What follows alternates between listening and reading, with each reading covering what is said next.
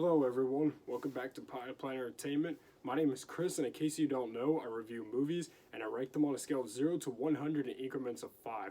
Please excuse my poorly tied tie. I use clip-ons. Um, so. But today we are going to be talking about The Wolf of Wall Street. Okay.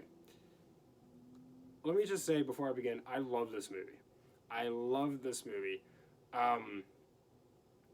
This movie is probably the most R-rated, dirty movie I've ever seen, but I love every minute of this film. This is such a good movie. It's based on a true story. It's based on a guy named Jordan Belfort, who actually you can follow on social medias. He uses social media. He even has a podcast, which is pretty cool. But yeah, I love The Wolf of Wall Street. I dressed up in a suit for the occasion. This is supposed to go there over the collar. At least I know that. Okay, so The Wolf of Wall Street was released in 2013, and it stars Leonardo DiCaprio, Jonah Hill, Margot Robbie, Kyle Chandler, Rob Reiner, John Bernthal, and several more. This movie has a big cast, a lot of stars. Honestly, I didn't even have enough room to write them all down. There's a lot of stars in this movie.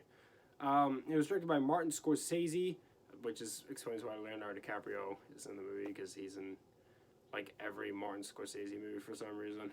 And it was produced by Danny Bort, Joel Gottler, Georgia Cassandas, Alexandra Melcon, Irwin Winkler, and Rick Yorn. And this movie tells the story of wow, I already forgot his name. Jordan Belfort. That's it. It just slipped my mind there for a second. Yeah, Jordan Belfort. It was a stockbroker in the late '80s and the early '90s, and he after an economic crash in the '80s, he went off on his own, started his own business, and he got all these people together, and his company grew and grew and grew, and eventually their business practices became not so legal. And this is the movie about his life during this time, and all the sex involved, all the drugs involved, the illegal business going on, him getting investigated by the FBI. He eats, sleeps, and breathes money, and that's what this movie is about. His love of money. He's kind of a scumbag because all he cares about is money. But it's a very, very good movie. And like I said, Jordan Belfort, he is still alive. He's not dead. He's like not even 60 yet. He uses social media. He's got a podcast, which is pretty cool. But yeah, Leonardo DiCaprio portrays him in this movie about his life, based on the book that Jordan Belfort wrote about his life during this time. And I believe that's how this movie came to be. I think Leonardo DiCaprio is actually the one who wanted to make this into a movie. He read the book and he wanted to be a movie, if I'm not mistaken. I believe that's how this movie came to be, which is also why Leonardo DiCaprio was one of the producers of this movie, even though he wasn't an executive producer. So let's get into my pros with this movie first. The acting. Well, actually, I don't have any cons for this. The acting is amazing.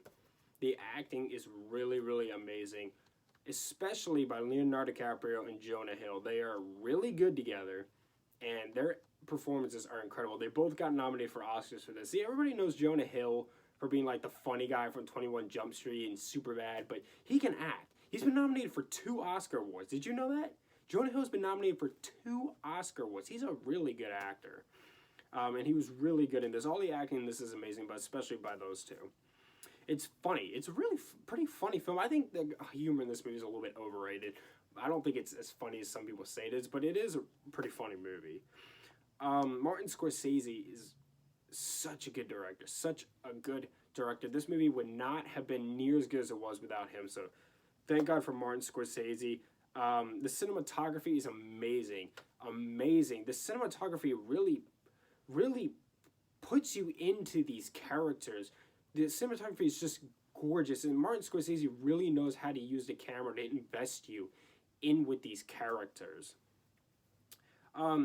This movie got a bad rep when it first came out, by critics because they thought that it was glamorizing this lifestyle where money, sex, and drugs is all great. But the movie really doesn't. It shows you these things and then it shows you that there's consequences for it. This movie shows you that actions have consequences. Yeah, you can be rich and you can have all this money, right?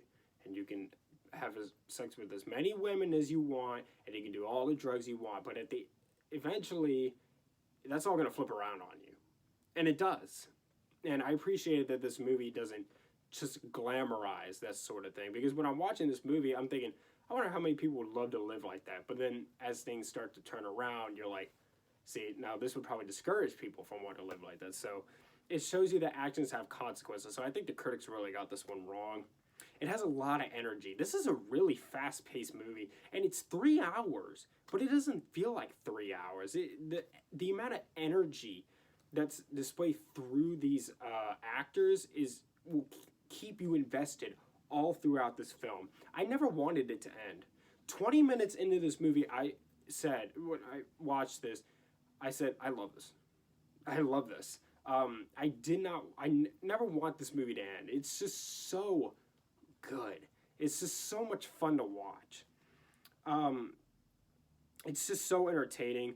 I could watch this movie over and over and over again, and I'm never going to get sick of it, which is funny because a movie that's 3 hours long, you normally wouldn't say, oh, I could watch this over and over and over and over and over again because of the runtime. But with this movie, that really doesn't bother me.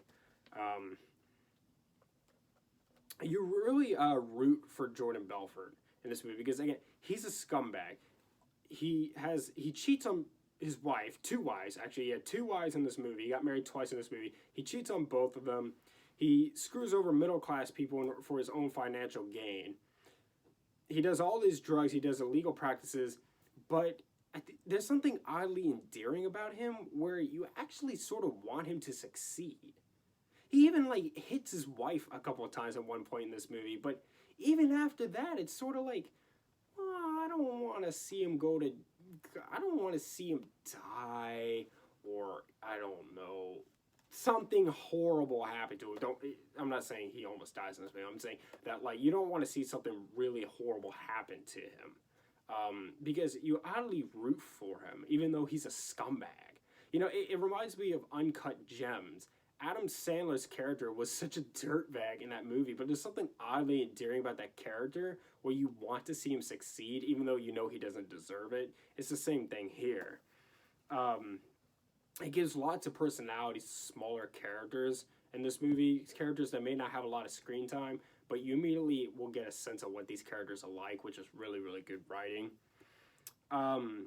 This movie might honestly motivate you, because Jordan Belfort, Leonardo DiCaprio, he gives quite a few speeches in this movie to his employees, and they're really, really intense. And I watched this movie, and I think I'm kind of inspired by that.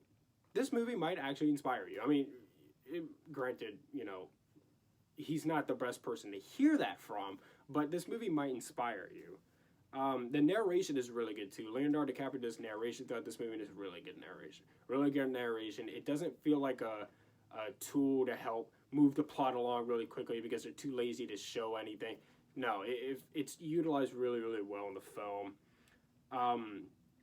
The dialogue is funny, it's great, and it's fun. There's a lot of F words in this movie, but the dialogue is really, really good. It's a pretty quotable movie. I love the conversations between all these characters in this movie. It's just so entertaining. The chemistry, oh yeah, I already said that. The chemistry between Leonardo DiCaprio and Jonah Hill is really, really good. And there's also this scene there's this scene in the movie where Leonardo DiCaprio and Jonah Hill are both super intoxicated on this really strong drug. And it's really funny, but it's also really suspenseful. When I watch this scene, it doesn't necessarily make me laugh because I'm more focused on the goal that they're trying to achieve that Leonardo DiCaprio is trying to achieve in this movie. I want him to achieve this goal because, again, you really root for this guy even though you know you shouldn't. I love The Wolf of Wall Street. It's based on a true story. Now, obviously, there are some things that are made up and changed for, you know, the movie, because they always do that for movies based on true stories. But I love this film. I love this film. I was so excited to talk about this movie with you guys, because it's such a good movie. There's a lot of dirty stuff in this movie, but at the same time, I don't know. I love it. I love it. It's a really, really good movie, and I'm going to give The Wolf of Wall Street a 100. This movie is incredible. I love this movie. It's one of my all-time favorite dramas. If you haven't seen The Wolf of Wall Street, watch it, man. It's so good. It's so good. Such a good movie, man. I love this movie. Okay, thank you so much for watching. Subscribe to Power Player Entertainment for more, and hit the like button. Leave movie review suggestions down in the comments down below. Follow me on Instagram at Power Player Entertainment for channel updates, and much love.